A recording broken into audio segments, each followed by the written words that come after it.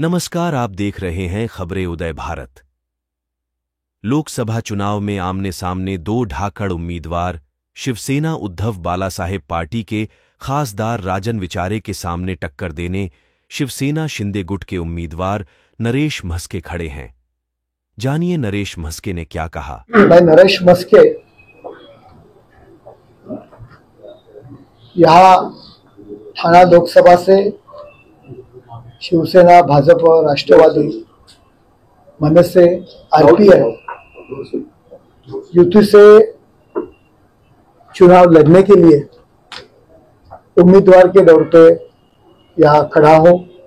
माननीय नरेंद्र मोदी जी, अमित भाई शाह, इनके मार्गदर्शन में हमारे मुख्य नेता और मुख्यमंत्री एकनाथ शिंदे साहब, देवेंद्र फडणवीस साहब, अजित दादा, राज ठाकरे, रामदास जी आठवले साहब, उनके निर्देश पे ये लोकसभा का उम्मीदवार करके मुझे चुना गया है।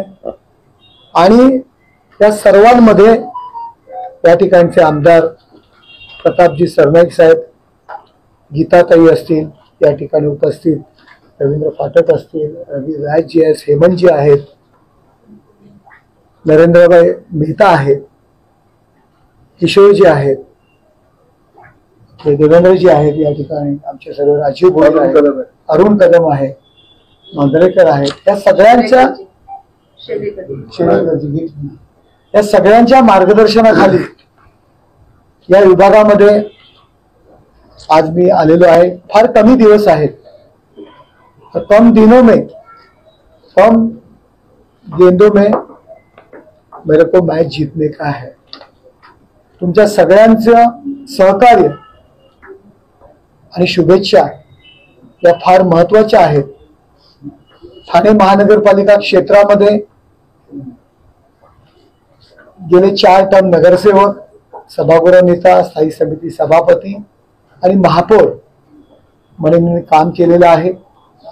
मीरा भाईंदर मध्ये पूर्वी जेव्हा नगरपालिका होता तेव्हा शिवसेनेचा एक प्रतिनिधी म्हणून या ठिकाणी धर्मवीर आनंदीगे साहेबांच्या आदेशानुसार निवडणुकांमध्ये मी हेमंतजींना या गोष्टी माहिती आहे, या ठिकाणी मी यायचो।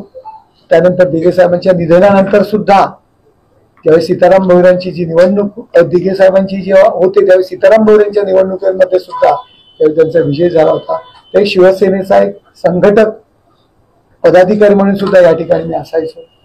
त्यामुळे पदाधिकाऱ्यांशी, बऱ्याच जणांशी तसा कॉन्टॅक्ट मध्ये असतो। नवी मुंबईमध्ये शिवसेनेचा संपर्क प्रमुख म्हणून काम केलेलं आहे, निवडणुकांमध्ये पक्षाचा प्रतिनिधी म्हणून त्या ठिकाणी काम केलेलं आहे।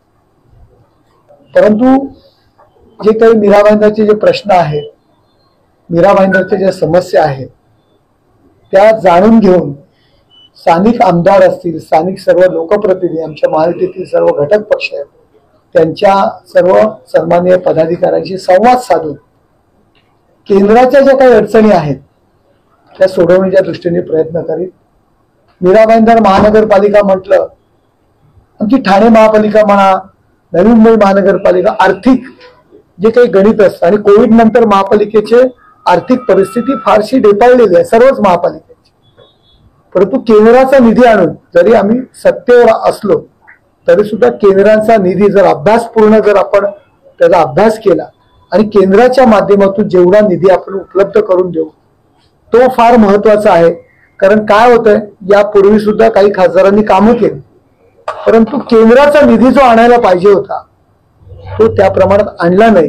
महानगरपालिकेकडे पाठपुरावा करायचा, महानगरपालिकेचा निधी वापरायचा आणि मग त्याचं क्रेडिट घ्यायचं, अशा पद्धतीने काम करण्याची पद्धत नाहीये। खासदाराचं काम केंद्र शासनाचे जे काही रखडलेले जे काही विषय असतील, समस्या असतील, तर त्यांच्याकडे काही अडकलेले विषय असतील ते सोडवणे आणि जास्तीत जास्त केंद्राचा निधी आणणे। स्मार्ट सिटीच्या माध्यमातून आमच्या ठाणे महानगरपालिकेचा झालेला विकास तुम्ही पाहिला, त्यामध्ये विविध योजना असतील, अमृत योजना असतील, अनेक योजना असतील, त्या आम्ही आणल्या आमदारांच्या सगळ्यांच्या सहकार्याने आणि ठाणे शहराचा त्या पद्धतीत विकास झालेला आहे। तशाच पद्धतीने मीरा भाईंदर सुद्धा स्मार्ट सिटीमध्ये जर अंतर्भाव त्या ठिकाणी झाला, काही झोपडपट्ट्या आहेत रेल्वेच्या जागेत सरनाईक साहेब म्हणाले, त्याच्या परवानग्या घेणं, शेवटी रेल्वेला सुद्धा त्याचा फायदा होऊ शकतो जर अभ्यास केला तर. जर त्या जर जमिनी मोकळ्या असतील तर रेल्वेचं सुद्धा उत्पन्न वाढू शकतं. परंतु अभ्यासपूर्ण रीतीने त्या जर मांडला रेल्वेकडे आणि रेल्वेच्या माध्यमातून ती जागा ताब्यात घेऊन मग महानगरपालिकाचे राज्य त्या माध्यमातून त्याचं सुनियोजन कसं होईल अशा पद्धतीने काम करण्याचा मी प्रयत्न करेल. आणि आपलं सहकार्य फार महत्वाचं आहे आणि ते मागण्याकरता शेवटी कुणाला राजा बनवायचं आणि कुणाला भिकारी बनवायचं हे जर पाहिलं तर मीडियाच्या हातात आहे. मीडिया आपण म्हणतो लोकशाहीचा चौथा स्तंभ, खरोखर चौथा स्तंभ आहे. उद्या मीडियाने मनात ठेवलं एखाद्याची वाजवायची तर तुम्ही 100% वाजवू शकता, पण तुमच्या हातात आहे. लोकांचा तुमच्यावरती विश्वास आहे. मला असं वाटतं की मी जरी नवीन असलो तरी सुद्धा मला तुम्ही सांभाळून घ्या, कारण एकेकाळी आयुष्याची सुरुवात मी मीडियाचा प्रतिनिधी म्हणून केलेली आहे. सामनामध्ये मी लिहायचो, या ठिकाणी सामनाची काही मंडळी होती, बऱ्याच जणांना माहिती आहे. त्याच्यानंतर स्वतःचं एक साप्ताहिक होतं, ठाणे सत्तासारखं माझ्याकडे कॅम्पेन असं मोठा ब्रँड माझ्याकडे होता. आणि अशा पद्धतीमध्ये आयुष्याची सुरुवात केलेली तुमच्यातलाच एक माणूस आहे. आपण मला आपला आशीर्वाद ठेवावा एवढीच या ठिकाणी मी विनंती करतो. आणि या ठिकाणचे स्थानिक पदाधिकारी, स्थानिक नेते आहेत, यांच्या मार्गदर्शनाखाली नक्कीच या मीरा भाईंदरसाठी या विकासाच्या दृष्टीने प्रयत्न करेल एवढं मी आश्वासन या ठिकाणी तुम्हाला देतो. दुसरा असा विषय की सगळेच प्रश्न सेंट्रल गव्हर्नमेंटशी मला तर वाटतं मॅक्झिमम गोष्टी आहेत त्या सेंट्रल गव्हर्नमेंटशी संबंधित आहेत. जर राज्य शासनाच्या अखत्यारीत ते असतात आतापर्यंत हे विषय सुटले असते. सरनाईक साहेब असतील, गीता जैन असतील, हे कार्यक्षम आमदार आहेत. आपण जेव्हा मीरा भाईंदरमध्ये आज आपण फिरतोय, मीरा भाईंदर महानगरपालिकेची परिस्थिती एवढी नव्हती की एवढे सगळे सिमेंटचे रस्ते बनवू शकतात. केवळ प्रताप सरनाईक साहेब असतील, गीता बहन असतील, यांनी मेहनत केल्यामुळे एवढा प्रचंड निधी शासनाच्या माध्यमातून उपलब्ध झाला आणि मीरा भाईंदर खऱ्या अर्थाने विकसित होण्याच्या मार्गावर आहे. यापूर्वी मीरा भाईंदरमध्ये येत होते, डांबरी रस्ते होते, कशी परिस्थिती होती मला माहिती आहे. परंतु केवळ या आमदारांमुळे शासनाचा निधी आणला म्हणून याचा विकास झालेला आहे. हे सुद्धा आपण सगळ्यांनी लक्षात घ्यायला पाहिजे. किती बरेचसे प्रश्न या ठिकाणी आहेत की बाबा ते सगळे जवळजवळ मॅक्झिमम विषय केंद्राशी संबंधित आहे. सर उम्मीद तो रखना चाहिए. अगर मैं वो क्षेत्र से जाता हूं, मैं लोकसभा का उम्मीदवार करके, लोकसभा का खासदार करके मैं जा रहा हूं, तो मुझे मालूम होना चाहिए मैं लोकसभा के लिए खड़ा हूं तो मुझे मालूम है कि मैं ये 6 विधानसभा का सांसद हूं, ये 6 विधानसभा का मैं प्रतिनिधित्व करता हूं. तो वो विधानसभा का, वो शहर का जो कुछ प्रश्न है उससे तो मुझे लगाव रखना ही चाहिए. इसका एक जवाब मैं भी देता हूँ. पहली 2009 में जब प्रताप सरनाईक विधानसभा लड़ा था तभी लोग यही बोल रहे थे प्रताप सरनाईक का तो ठाना है क्षेत्र, मीरा भाईंदर में क्या करेगा. मगर आज कम से कम मीरा भाईंदर के तो लोग बोल रहे हैं कि ठाना में कम विकास हो रहा है, मीरा भाईंदर में ज्यादा कर रहे हैं प्रताप सरनाईक. बेचारे अब खड़ा है, मैं किसी के ऊपर इंडिविजुअल नहीं कहना चाहती थी.